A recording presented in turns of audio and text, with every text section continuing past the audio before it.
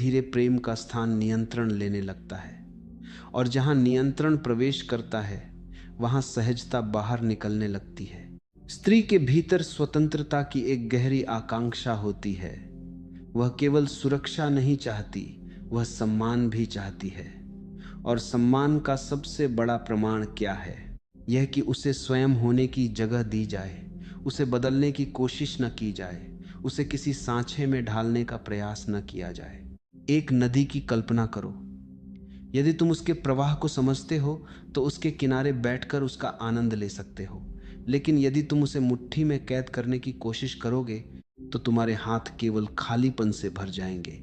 प्रेम भी ऐसा ही है। वह बहता है, फैलता है, सांस लेता है। उसे बांधने का प्रयास उसे कमजोर कर देता है। यही कारण है कि कुछ पुरुषों के साथ रहते हुए स्त्री स्वयं को हल्का महसूस करती है। उसे हर समय अपने अस्तित्व को बचाने की आवश्यकता नहीं पड़ती। उसे यह डर नहीं रहता कि उसकी हर बात का मूल्यांकन होगा। वह सहज रह सकती है। और जब कोई व्यक्ति किसी के साथ सहज हो जाता है तो निकटता स्वाभाविक रूप से गहरी होने लगती है। लेकिन स्वतंत्रता देना उदासीनता नहीं है। इसका अर्थ यह नहीं कि परवाह समाप्त हो जाए। इसका अर्थ केवल इतना है कि प्रेम विश्वास पर आधारित हो, भय पर नहीं। क्योंकि भय हमेशा पकड़ता है जबकि विश्वास खुला रहने देता है। ध्यान से देखो, जो व्यक्ति स्वयं से जुड़ा हुआ होता है वह दूसरों को नियंत्रित करने की आवश्यकता कम महसूस करता है। उसे हर क्षण आश्वासन नहीं चाहिए होता। उसका आधार भीतर होता है। और यही आंतरिक संतुलन संबंधों में एक दुर्लभ सौंदर्य ले आता है। फिर भी यहाँ एक और परत छिपी हुई है।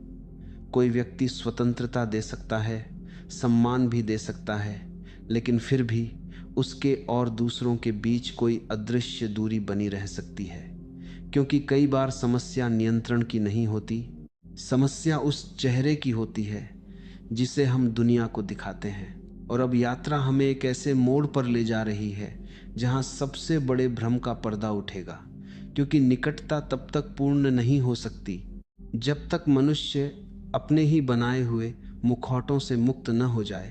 अब तक की यात्रा में हमने देखा कि भीतर की दृढ़ता कैसे जन्म लेती है, वर्तमान में जीने की क्षमता कैसे संबंधों को गहराई देती है, और स्वतंत्रता किस प्रकार प्रेम को जीवित रखती है।